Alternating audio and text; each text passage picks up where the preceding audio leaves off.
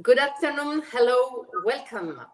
I'm Silvia Arto, Chair of the Global Alliance's European Regional Council and board member of COM-ENT, the first professional communication association in France.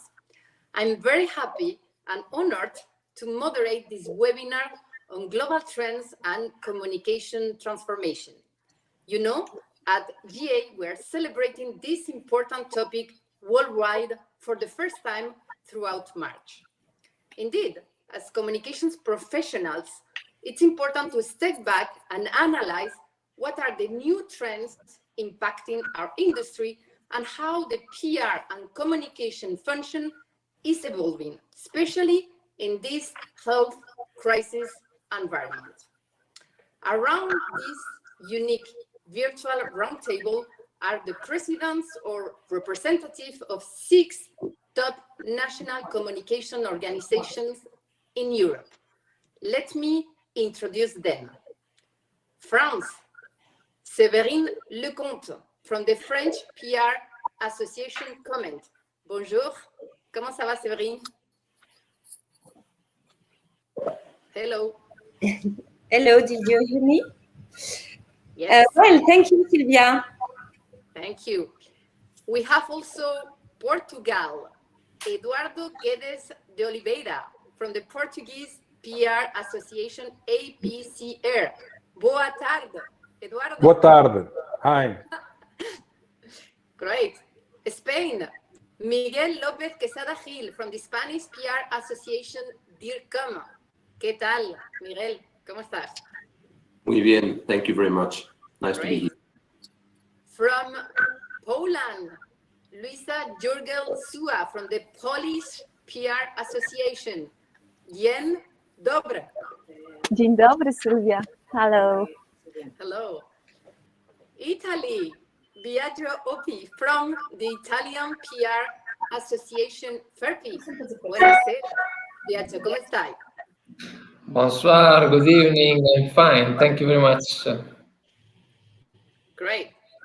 And we have also Germany, Philipp Schindera from the German PR Association DPRG.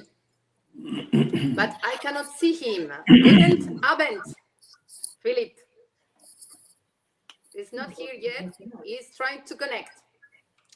So we will wait for him afterwards. We continue. Hello, and thank you all for having accepted to take part in this virtual event. You know, Global Alliance is a worldwide organization representing more than 300,000 practitioners over the 5 continents. So we can have a global vision on the PR stakes in terms of trends and transformation. And we can have here, we can see Philipp from Germany. Bonsoir. Bonsoir, from the German PR Association DPRG. So, guten Abend, Philipp. Guten Abend, Silvia. Je suis vraiment désolé d'être en retard, mais il y avait no problem. Problème technique. Mais now I'm here. It's a great honor to be with you. Bonsoir. This is great. Perfect. So, prior to this preparation of this seminar, to the preparation to this of this webinar, we launched a global survey among the regional councils in APAC, North America, LATAM, Europe, Africa, India, and Middle East, and among other national associations and institutions all around the world. And we wanted to know what are the main trends that are mainly impacting our profession. And it appears that no matter where you are in the world, the communication industry is facing almost the same challenges everywhere. The answers received are very interesting, and I would like to share 5 of them with you today. First, mastering technology. We are going to speak about that, but mastering technology is essential. Artificial intelligence, Internet of Things, augmented reality. The challenge is to discover how technology can enrich the experience, collect useful data for the business, and for efficient PR strategies. 2, communicators must provide timely and accurate information, new contents, new formats, new tools, new storytelling. The crisis has changed the speed and ways of communication and pushed companies to reinforce their PR management, their crisis strategies, and of course, adapt skills and competencies. 3, digital communication is now critical to build and maintain good reputation. Both the community manager and the entire corporate communication team should reinforce social and influence strategies through the different channels offered by the virtual environment. 4, corporate social responsibility and positive impact are more and more at the heart of the companies and communication strategies. And finally, brands need to continue to build trust with their publics and be even more proactive and transparent. They are exposed to an important question around their purpose, culture, and values to maintain good reputation and get employees engaged. So this webinar today is an opportunity to delve into these topics with my European friends around the table. And for the audience, please ask your questions on the questions tab, and we'll try to answer them after the discussion. So let's start with the first question. For Germany, Philip, what are the main trends that you are observing in your country impacting our profession? Well, the most remarkable thing in my eyes is that we have a clear hike in digitization. I must say, I'm speaking, if I'm not speaking for the German PR Association, I'm speaking for Deutsche Telekom, who is a network provider. Even with us, where the digital collaboration was possible, we saw and see still trends from a shift to digital formats, which is amazing. And also for the work of our PR association here in Germany, we see much more people joining our events than when we had real-time events, because you now can join. I see Marie-Noël from Mauritius. It wouldn't have been possible when we wouldn't have had the chance to connect ourselves virtually. So it's a clear shift to digitization for the work of our association, but also for our profession. I see acceptance for formats where I would never have thought that those things will get accepted. And I must say, I personally hope, although we all, I would say, expect desperately the end of the pandemic, we hope that we can keep some of those positive effects that we see for the time once this pandemic is over. Great. Thank you very much, Philip. Séverine, what are the main trends that you can highlight for France? So, hi everybody, nice to meet you. I'm sorry for my French very bad accent. I have no confidence in my capacity to deliver you a clear speech, so I write my speech. I hope it will be interesting. For me, it's about commitment. What we're seeing in France is that corporate communication is becoming more and more strategic, and also differentiating factor in the choice made by clients and customers. It impacts the product too, and the consumer's choices. The corporate is a competitive factor that is becoming key in France. More and more people are choosing the most responsible and human-centric company, service or product. So we have, as communicators, to take in charge this trend and work for have a positive impact. I think this positive impact will be another main trend in another country. Great, thank you very much. Merci beaucoup, Séverine. Biagio, you see any difference from Italy in terms of trends?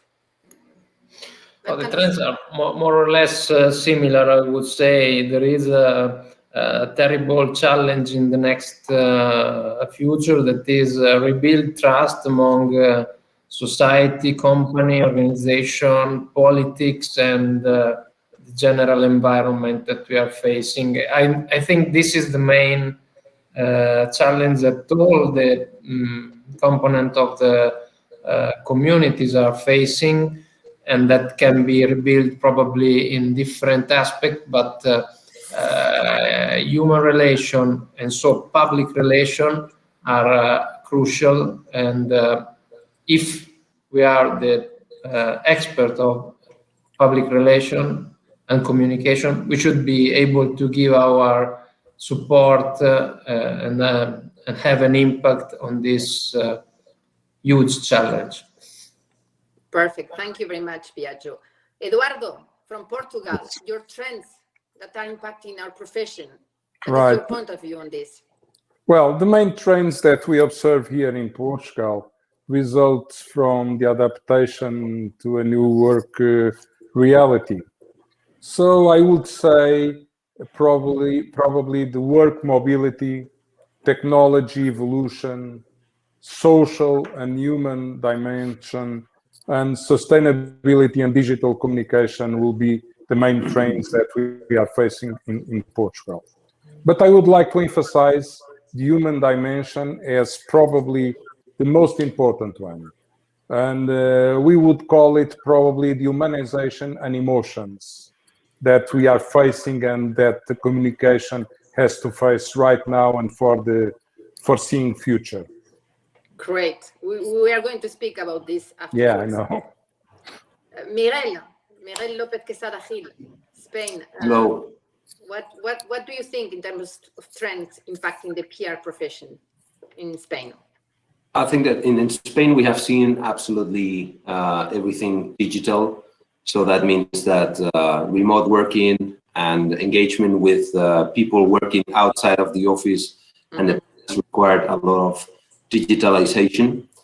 But as Eduardo was mentioning, emotion has been in the race. So I think that we have been combining technology, apparently cold, apparently depersonalized, but it has been very full of emotion.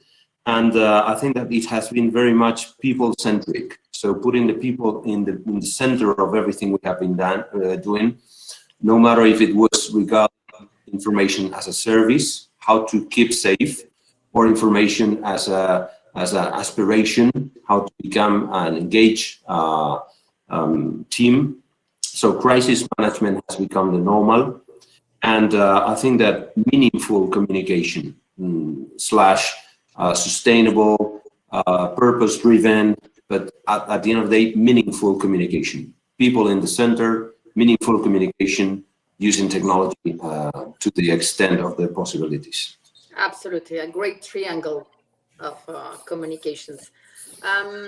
Luisa, from Poland, what are the main trends that you are seeing in your country? In addition to the trends you mentioned before, more and more companies in Poland are taking a bold stand on social issues, which I will talk about in my speech about purposes and values in the on today's event. So I just keep my my point. Okay, perfect. So thank you very much. So we saw that we are kind of aligned, very aligned on the trends in all the European countries.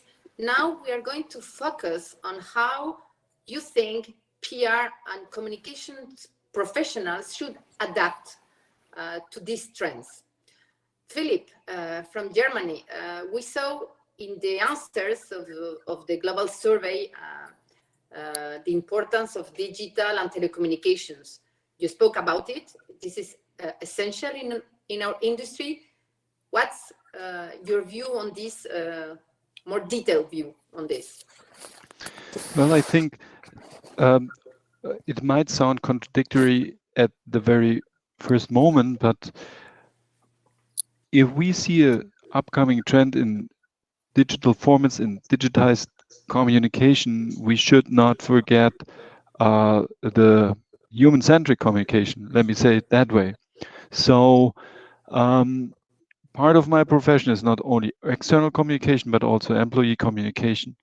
And through the course of the pandemic, we changed our communication or adapted our communication in a sense that we are not doing just the regular stuff that we did all the years ago, but that we gave it a more human touch, so to say. So our effort was, even when we had our annual results press conference, we were not just number crunching like we usually do, as it is a call for the financial press. We also added there some thank you notes. We clearly underscored what we did for the community. As said, although there was no correlation to the figures. The funny thing about this was then we got feedback like from employees. Thank you for this motivating speech. It really helped us. Where I said to my team, come on, it's the press conference for the financial press on the annual figures. If somebody would have ever told me that this kind of speech, and I think the others here in the call know what I'm speaking about, would be rated by an employee as motivational, I would have said, hey, guys, you are crazy. This will never be the case, because it's perhaps the less inspirational thing to do, to report on EBITDA, on revenue, on free cash flow, and so on. So, but as I said, we tried to give it, by all the digital things that we have around us, a human touch. And you can do it in many ways. Surprisingly enough, first of all, it's a pure sentence that count. We try to emphasize our speakers, and those speakers are mostly our executives, to give this an empathic spin. So, and if it's just a pure thank you note, it's appreciated already in non-pandemic times, but it's even more appreciated in pandemic times. And we clearly left a mark to them, to the employees and the outside world. We are here to care. We are here to help. We are here to help the society. We are here to help our customers. We are here to help our employees. We don't leave you alone. And this really paid off. I must say it was a really challenging year, 2020, and it was, especially at the beginning of the pandemic, really crisis communication, an extended crisis communication, because for us, you know, mostly it's a broken cable or a broken antenna, and then you fix it, and then the crisis is over. Here, it was over weeks. In actual fact, it took us at least 4 to 6 weeks to come back to a situation where I would have said it's kind of normal from the amount of question that we were facing and the communication challenges. Nevertheless, it was one of the most successful years for us, because, as I said, we were successfully positioning, in addition to what we normally do, this helping aspect, the supporting aspect. And it also was good and motivating for my team, because we tried to when it comes to storytelling, to tell the good stories about the company. And yeah, as I said, it's a nice thing not only to speak about figures and revenues and so on, but also to go out, like we all learned it in our times when we were working for newspapers or what kind of or agencies. Sure. And to go out and look for the good stories and make them transparent internally and externally. And I guess you developed the sense of belonging and the pride of the employees with these actions, right? Yes, absolutely. And in addition to this, it's the small symbols that count. So we we had so-called sofa concerts. So people showed up and said, well, how can I help? And out of this, we developed the idea of bringing them in. We all have those video conference tools anyhow, and we are in a good position that our employees are not working at an assembly line, but most of them are in the office. So even our Christmas party, although it's normally a great physical party with several thousand people attending, it was very unfortunately that we couldn't have it. But on the other hand, the fact that it happened virtually gave the chance that not only the people at our headquarters can join, but people all over Europe can join. Yeah, once again, we had the chance to involve those people more. So, as I said, they were in the focus at that time. They did their music pieces. We had a virtual Christmas market, so to say. Also, to the outside world, we were able to tell the good stories, and we were consequently using the digital channels, but in a professional way. You could normally argue, say, okay, we have a camera like now. This is by far not a perfect setup. But when we, for example, had our annual press conference, then we said, we have to orchestrate something, and it has to look nice. It would be an easy one to put a camera, have the spokesperson there, have a light, and this is it. But in the end, it was like a TV production, because we said to ourselves, it has to come across professionally in order to attract people's attention. So we were really like in a TV show, checking the angles of the camera and the shoots they do and so on. So we did, to sum it up, consequently adopt ourselves to the new situation, and this means use the technology that you have 100%. Consequently, straightforward, and most important, don't forget the people in this whole context. We are all in a stress situation. We are all working under difficult circumstances, although perhaps we have the chance to sit at home and we are not scared that we lose our jobs, but nevertheless, yes, you know, it's an unused situation that we are in. And yeah, I must say, last sentence, I said in one of our morning briefings to the team, I said, by the way, thank you to all the working moms and dads who are doing homeschooling, home kindergartening, home senior work. You should not forget, especially my team, we average age is 45. Many look after their parents. I just extended my thank you and my respect for what they are doing. And people called me and said, this was so nice. They were in tears, because I just simply said, hey, this is good what you do. You should not forget people in your communication. Don't make it too technical, too abstract. So tech and people, great combination, absolutely. Séverine, France, there is an important focus on CSR and social trends in France nowadays, and particularly for COM-ENT. It's a strategic axis for you, right? Yes, absolutely. I'm not a unicorn, but I think that communications will be useful or won't be.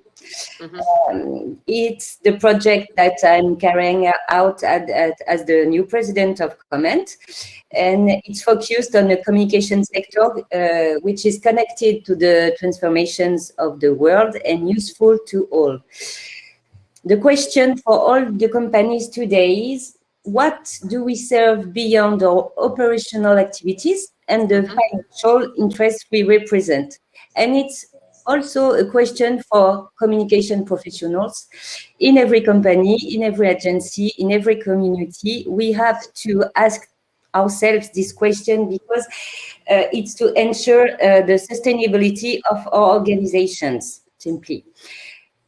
It is all the more important in order to overcome the successive crises that we have been experiencing and that will continue to experience. We know that. Sure. We know that it's not the last, it's the beginning. So we have to be ready about managing this complexity and go on. Communicating for me means thinking and imagining the world, not only the world after, as we say, everybody says the world after, okay, but also a better world. And for the communicators, this means understanding the company in all its dimensions, understanding all its issues, and proposing sincere and coherent communications on the long run. It's necessary that we keep this very important responsibility that we have. The job of communicators requires many talents at the service of the entire ecosystem of the organization. It's about managing complexity, as I said, and allowing everyone to take their place in the collective story, particularly when we are in a crisis, permanent situation. Sure. Indeed, we have to give responsible, sincere, committed communications for the employees, of course, because it's a guarantee of federating the internal staff and making them want to share the common adventure. That it's necessary, but to all our ecosystems too, in PR, in marketing, in business, for the clients, for the consumers, with compact communications that provide trust to everybody. In a constant, we are in constantly changing companies. The companies are in the VUCA world. They are changing every day. Transformation, it's everywhere, every time. So trust is key. And CSR, I think it's the long-term vision that reassures and stabilizes. In France, we are confident because we know that communication professionals are committed to managing all these new aspects. We provide formations to them. We have many meetings about that with them. We learn to manage these key issues, and it will be making communication even more useful and therefore even more central. Great, very clear. I was clear. It was perfectly clear, and I'm perfect because you are speaking about building, contributing to build a better world, about responsibility, about trust, and I think it's very complementary with the speech from Germany, from Philip, saying that for this we need tech and human people, the good combination, and real commitment, not so only words. Absolutely, and we are going to go deeper on this with Biagio. What do you think? Because there is the human aspect, the human-centric approach in terms of communication, which is key. We saw it with Severine and Philip. Can you go deeper on this, please? Yeah. Thank you, Silvia. I want to build on what Severine already started to talk about, because the question could be why public relation and communication must be more human-centric, I would say. And there are three keywords around which I would like to talk: relationship, communities, and social capital. We are in this digital age with a more remote kind of relationship, big data, automation of processes, chatbots. We have a decline of the trust in most of the institutions, and the pandemic didn't help the general situation. So I think that sharing with you this approach that we started to study in Italy regarding the role of PR in in enhancing human capital and social capital can give something to this discussion. We started during an earthquake some years ago in Italy, where in the northern part of Italy, this earthquake disrupted completely the construction, but also economy, health, and the relationship among the communities. Studying how these communities reacted, we found out that the public relation professional can have a role and an impact if they put the general interest of the communities and the society, they bring their expertise of building common interest of stakeholders around the table, and if they build a storytelling that is realistic, but at the same time positive, and trying to put people together and not to divide the people.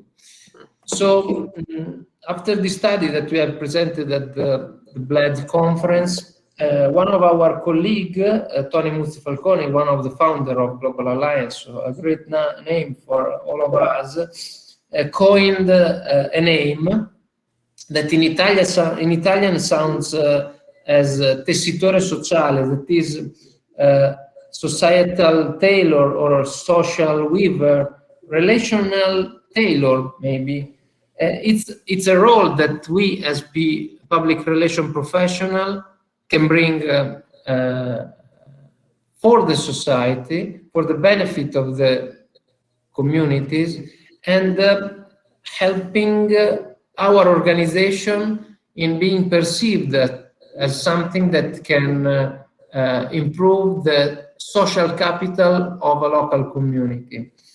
Obviously, the study goes deeper in a lot of details, but what I wanted to share with you is that we can have a role, can be important if we don't limit ourselves to our organization, but we also try to keep our responsibility towards society, toward communities, and the rest of the environment in our daily work.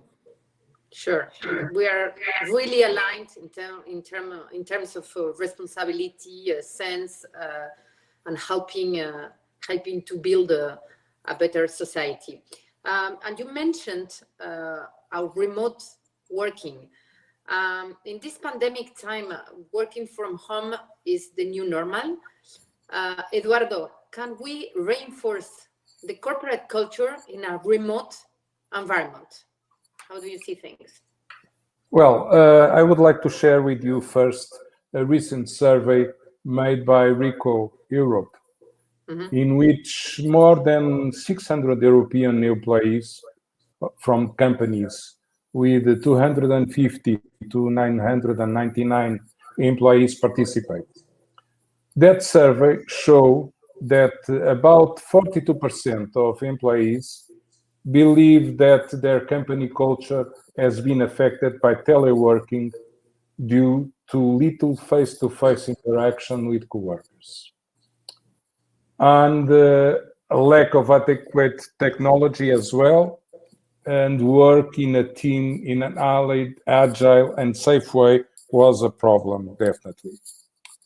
1/3 of those workers, 31% more or less, say that it is difficult to stay motivated during teleworking, while 2/3, 65%, reveal that they miss working with colleagues side by side.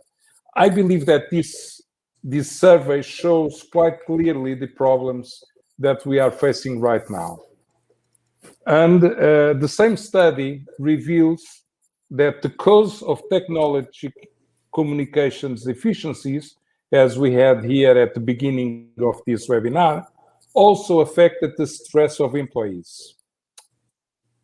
Almost a third, 30%, say they felt pressured by their superiors to be more online while telecommuting. Likewise, 31% of respondents feel more stressed when telecommuting due to external factors, such as family, kids, and so on, and so on, and so on. So it's not peaceful as many of us can think, and communications is needed more than ever.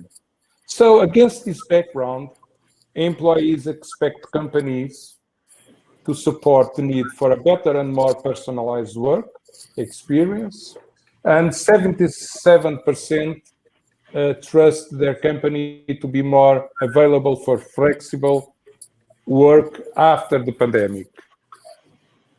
In this scenario, as you can see, in order to reinforce the cohesion between employees, companies, and business, we need communication more than ever before.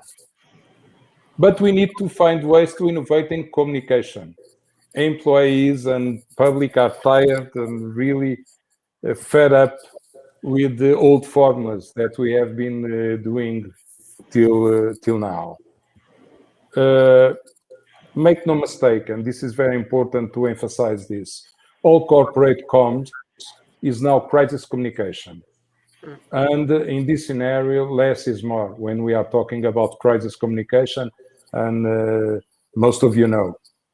So 2020 and 2021 are both years of adjustment for everyone, and we need to applaud our capacity as COM professionals, PR professionals, for collective resilience and for the work that we have been doing to the society and our companies. However, companies must continue to refine and improve their work experience. This is absolutely necessary to do. They have to focus on bringing employees together in a better way, whether in teleworking or in office. Proper technology, as we are utilizing nowadays, makes collaboration and connectivity flow and reduce social differences. That's very clear. Therefore, companies must continue to invest in IT and omni-channel strategy, I would say. In other words, to develop a consistent positioning in several communication channels in an integrated way. For instance, just to give you a small example, internal com must adapt to the new mobility and flexibility with new channels and especially new ways of engaging employees. But I'm an old school guy, and I still think that in the end, few things can replace the feeling of working with colleagues face to face. And I am realistic about it. And from the talks that I've been having with colleagues from all sorts of areas and companies, I see this every day, almost every day. Great. I really like when you say that we need communications more than ever. So I think that all the communicators that are listening to us are reassured, and this is important, and particularly in times of crisis. Yes. And particularly for internal people also. And Luisa, and I would like you to reinforce this idea, because to maintain employees engaged, we need purpose, we need values. What's the role of purpose and values in a company from your Polish point of view? Yeah, it's not only for the company inside, but especially in Poland now, we are in the era of importance of the purpose and values in external and internal, of course, communications also. So I think that the era of disconnecting business from values and social issues is over. In the age of endless choice and comparable prices and like a market of employees. Yes, consumers treat brands as partners who should fit into their worldview and care as much about work as they do. I don't just mean Generation X or Z, because social awareness has no age. Mature business feels a part of the ecosystem, and it fits its values and purposes in it. Companies know that they have enormous power to influence changes in the world inside company, and it feels responsible for them. Business constantly strives for self-improvement, mature business, of course. Example, by reducing plastic usage, stopping testing cosmetics on animals, improving employees' working conditions, or striving for diversity and inclusion. Ethics is written into DNA of the modern business. And that's great. I'm pleased that we live in the world that understands that. I also have the pleasure to work at CRESA, which foundation is fighting against the conflict of interest in the real estate market. Nowadays, in Poland, companies increasingly often do not run away from speaking out against government actions in their communication. We have COVID, and we have also strikes of women, and all issues are in the same time. So it's very hard time in Poland. When the company is speak out loud, sometimes it exposes them to consumer boycotts because of polarization of our society. But on the other hand, it increases trust for their values and purpose. However, this comes with many pitfalls. If purpose and values are just a marketing tool or employer branding tool, this falsehood, especially in the era of internet, quickly comes to light. Consumer feels betrayed and not only stop buying, but also voices his objections out loud. On the other hand, some companies that don't understand the essence of purpose make some fancy campaigns instead of starting with profound changes inside the company, and like in its operations, management of or employees' treatment. The last point I would like to make in this short speech is the fear of getting overpromised or even ridiculed when the core business disappears from the communication horizon. We need to remember that majority of our messages should be about business, not values and purpose. It should be like, in line, but it shouldn't be like the core of the communication, in my opinion. Because it creates distrust and makes the company suspected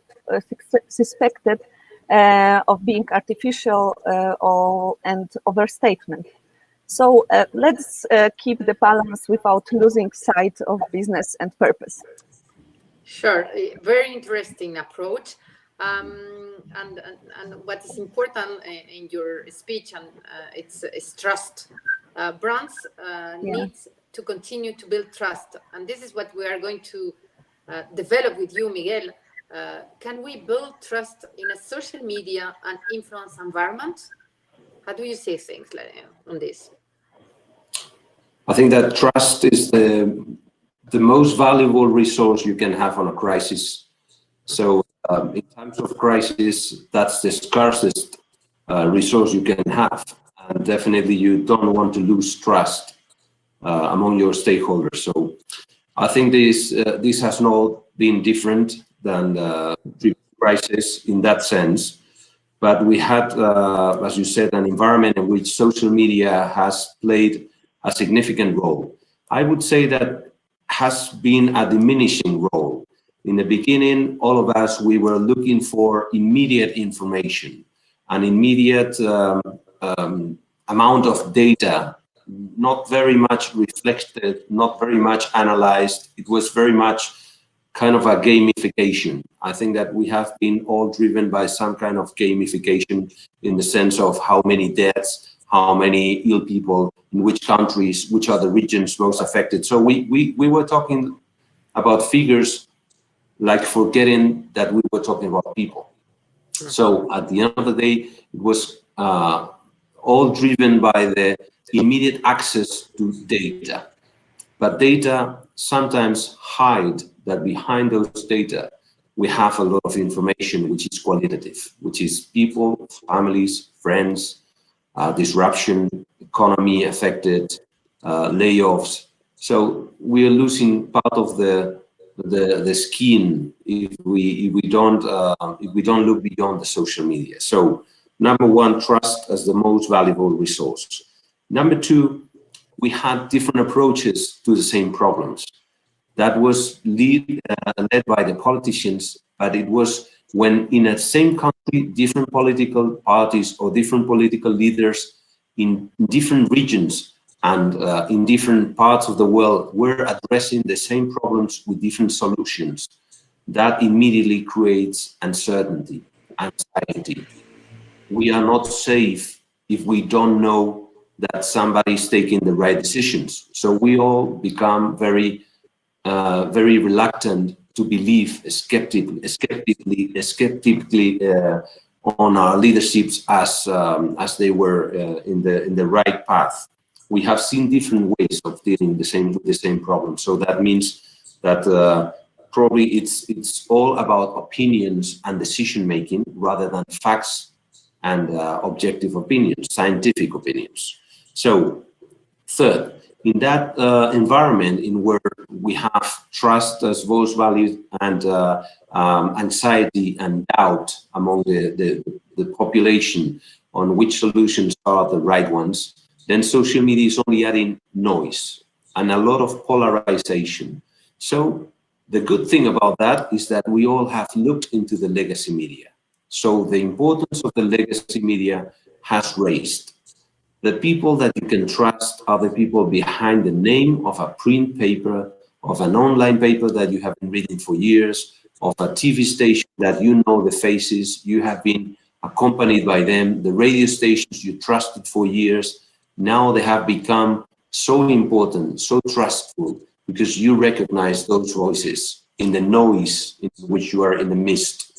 And that has been a positive impact of this crisis. I think that the legacy media, the traditional media, no matter if they're offline or online, the back to basics media, so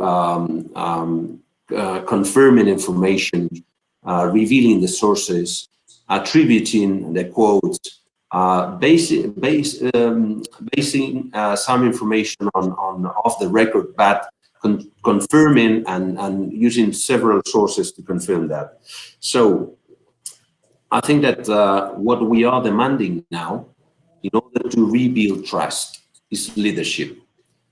Leadership has to be let's say the vaccine to the lack of trust that we are suffered for some time. Leadership on our political side, leadership from the companies. Don't forget that as Edelman Trust Barometer revealed in Davos this year, the companies have been the most trusted source of information for the people. That has been remarkable. It was no longer the case before this crisis.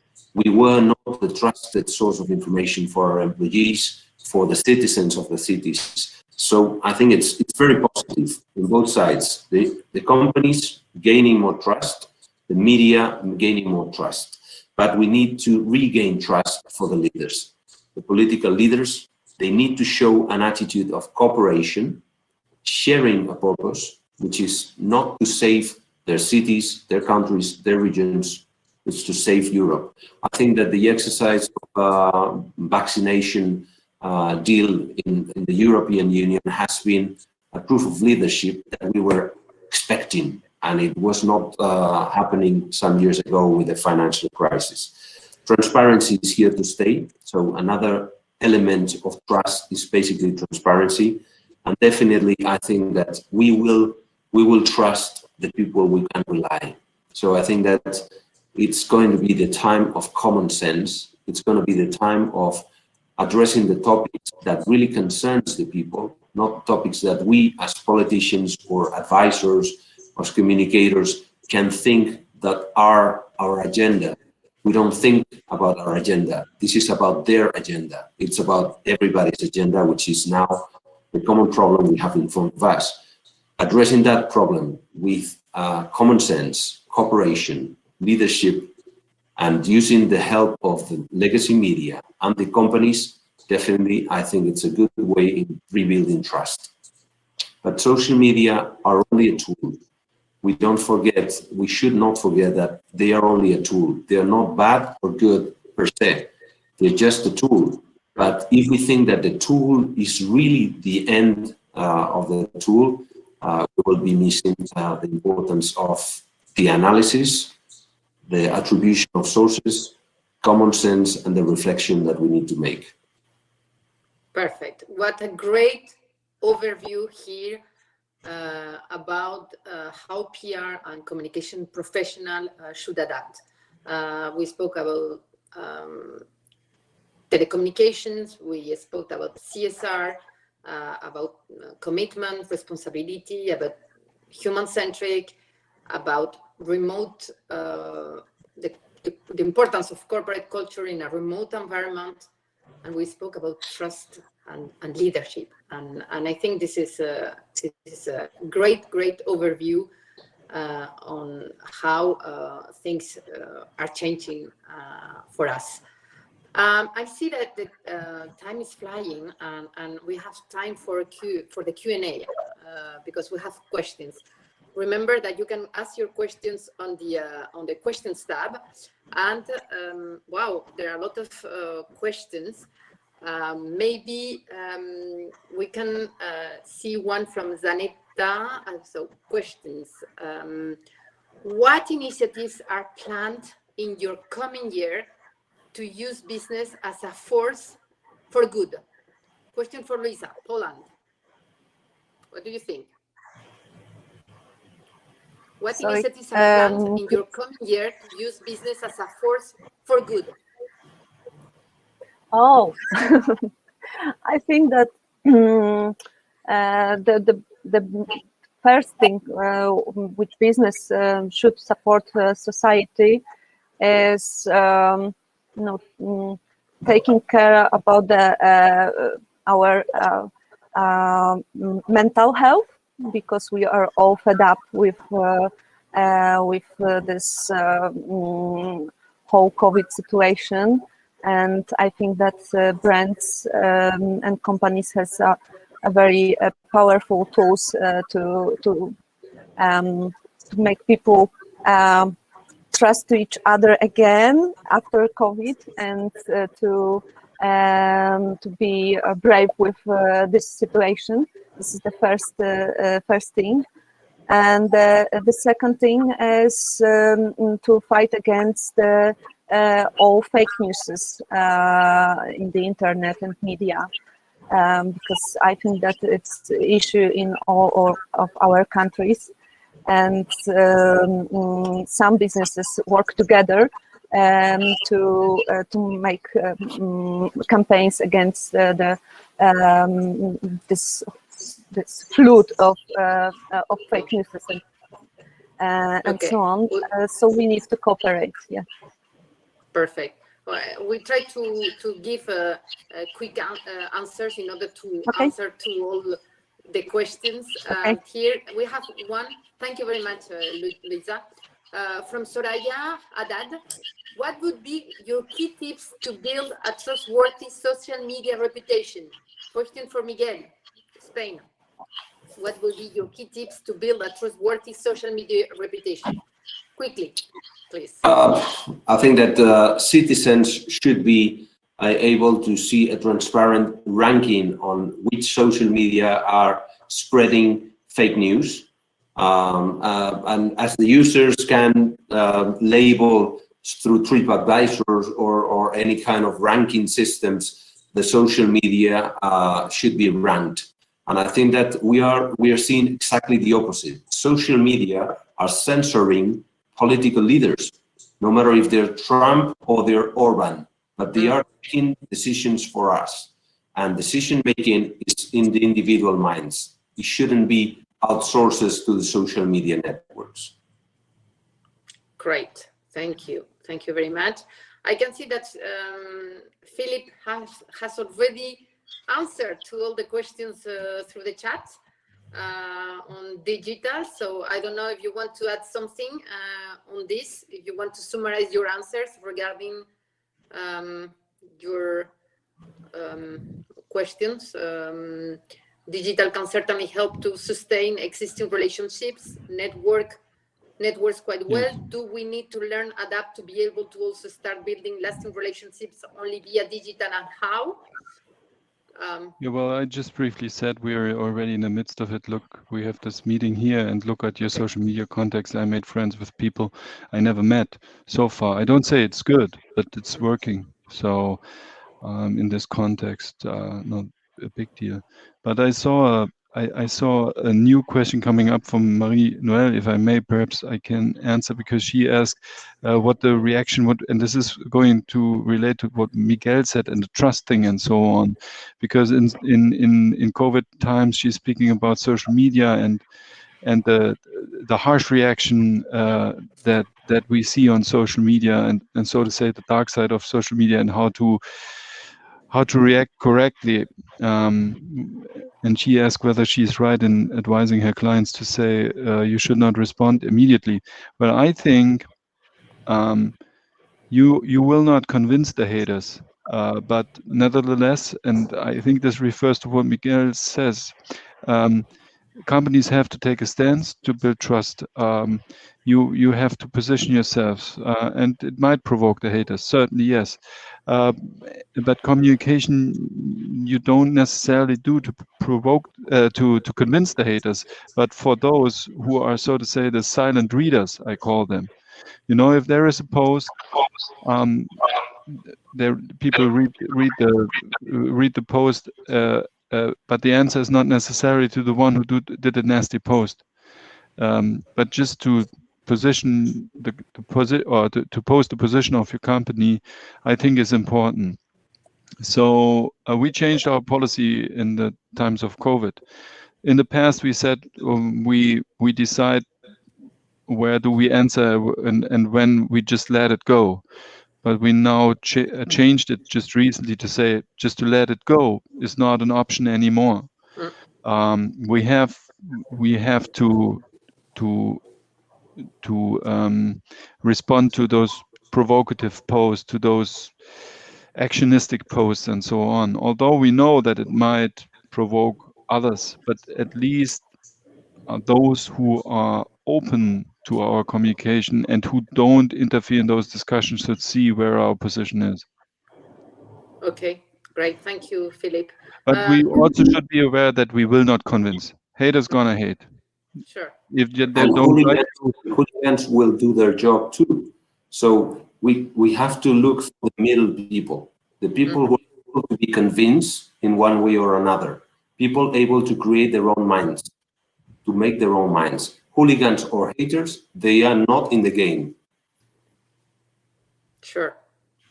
Something to add, Biagio or Eduardo? On this topic? Yeah, no, I have one thing to add, and it's the fact that we as a company should first communicate with our behavior and tell our behavior on our social media social report, on our CSR storytelling. But first of all, behavior, then communication, and then obviously listening to everybody. I don't know if I'm going to respond to everybody, actually. I don't know. Probably it depends. And this is something that I leave on the table, but first behavior, then communication, for me. Perfect. Thank you. Eduardo, want to Yes, say something? probably I would say that we must keep in mind that we must focus on inspiring stories right now, internally and externally. So storytelling is very important at this stage that we are facing. So let's recreate a sense of community like we have been doing till now in our companies, in our countries, in our life, and probably that's a good way of having the employees of a company and our colleagues involved and deeply committed to do something. So that's a way probably of doing things. And I have that experience from the company that I work with, so Right. I think it's a way of doing.